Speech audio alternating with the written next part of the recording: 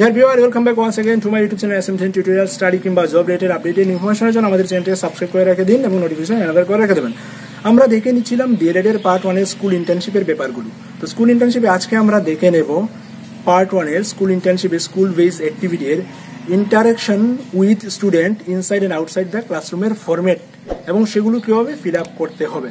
সম্পূর্ণ প্রসেস দেখে নেব, সঙ্গে থাকুন। তো কথা না বাড়িয়ে আমরা আমাদের কন্টেন্টের দিকে চলে যাচ্ছি। দেখে নেই ব্যাপারটা।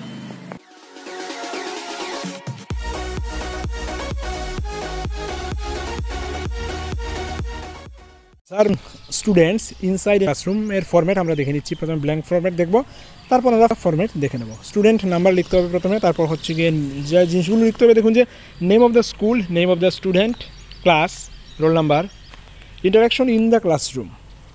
ইন্টারাকশন ইন দ্য ক্লাসরুমের মধ্যে লিখতে হচ্ছে discipline, uniform, participation in classroom activities, response, communication style with peers, communication style with teachers, motivation, attention, interest, attitude, any other comment যদি কিছু থাকে তাহলে লিখতে হচ্ছে।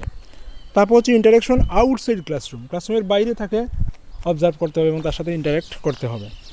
সেখানে লিখতে হবে যে communication style with peers, communication style with teachers and staff, discipline, social behaviour, communication style with juniors, communication style with seniors, spending of leisure time, leadership ability, participation in co-curricular activities, interest in co-curricular activities, cooperative attitude, disability if any other comment. বাস হয়ে গেল। তারপর signature of the training teacher, signature of supervisor. Format রয়েছে, চাইলে সেটা আপনারা download করে নিতে পারেন। যদি প্রয়োজন পড়ে বলে দেবেন, আমরা আমাদের ওয়েবসাইটে সেগুলো দিয়ে দেবো। আমাদের ওয়েবসাইটের লিঙ্ক কিন্তু ভিডিও ডেসক্রিপশনে দেওয়া আছে smdntutorial.blogspot.com। এবার আমরা দেখে নিই সেটা ফিল আপ করতে হবে কীভাবে, অর্থাৎ ফিল্ড অফ ফরম্যাট একবার দেখিয়ে দিচ্ছি। প্রথমে হচ্ছে নেম অফ দ্য স্কুল, স্কুলের নাম হচ্ছে দেখুন যে ভগবাননগর হাই স্কুল লেখা হয়েছে। 2 নাম্বার রয়েছে নেম অফ দ্য স্টুডেন্ট, স্টুডেন্টের নাম হচ্ছে ষষ্ঠী দাস। 3 নাম্বার হচ্ছে ক্লাস, ক্লাস হচ্ছে 8, roll number 16। Interaction in the classroom, discipline, Shashthi is punctual and disciplined inside the classroom, সে নিয়মশৃঙ্খলা মানে এবং সময়ানুবর্তী রয়েছে ক্লাসরুমের মধ্যে। Uniform, she wears school uniform regularly and wear clean dress, সে রেগুলার স্কুল ইউনিফর্ম পরে আসে এবং পরিষ্কার পরিচ্ছন্নভাবে স্কুল ইউনিফর্ম পরে আসে। তো এই যে ফরম্যাটটা ফিল করা হয়েছে ইংরেজিতে, আপনি চাইলে কিন্তু সেটা বাংলাতেও করতে পারেন। ফরম্যাটটা ইংরেজিতে দেওয়া রয়েছে, কিন্তু যে আপনার সুবিধা হয় বাংলাতে, তাহলে কিন্তু আপনি বাংলাতেও সেটা লিখতে পারেন। ওকে, এমন কোনো ধরাবাঁধা নিয়ম নেই। 3 number participation in classroom activities, she participate fluently in classroom activities, সে ক্লাসরুমের মধ্যে যে অ্যাক্টিভিটিগুলো দেওয়া হয় সে স্বেচ্ছায় বা নিজের ইচ্ছায় আগ্রহের সহিত সেগুলোতে অংশগ্রহণ করে।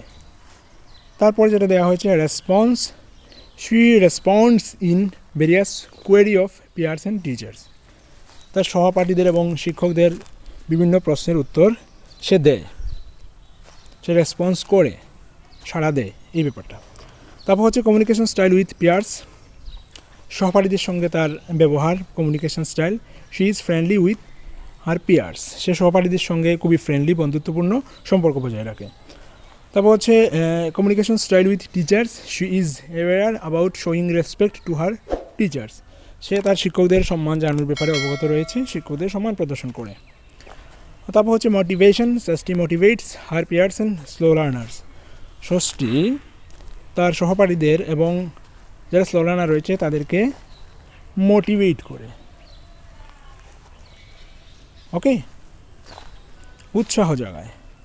তারপর হচ্ছে তার ছবি দিতে হচ্ছে। আর নেক্সট যে বা ওই পেজই বাম দিকে যে হোয়াইট পেজ থাকবে খাতায়, আচ্ছা প্রজেক্টের খাতা হচ্ছে প্রজেক্ট পেপার পাওয়া যায় লাইব্রেরিতে, বা বায়োলজি প্র্যাকটিক্যাল খাতা যেগুলো থাকে হোল্ড করা থাকে, শুধু বেঁধে রাখতে হয়, ওয়ান সাইডেড রোল টানা এবং one sided blank white page, সেগুলো কিন্তু কিনতে হবে এবং হোয়াইট সাইডেই কিন্তু ছবি লাগাতে হবে। এই যে ছবি লাগানো হয়েছে স্টুডেন্টের, যদি পুরো পেজ দেখাই এই হচ্ছে পুরো পেজটা, এমন একটা ছবি লাগিয়ে দিতে হবে। তারপর নেক্সট হচ্ছে attention, she is attentive in classroom teaching learning process, সে খুবই মনোযোগী থাকে, অ্যাটেনশন তাকে তার পড়াশোনার ক্ষেত্রে।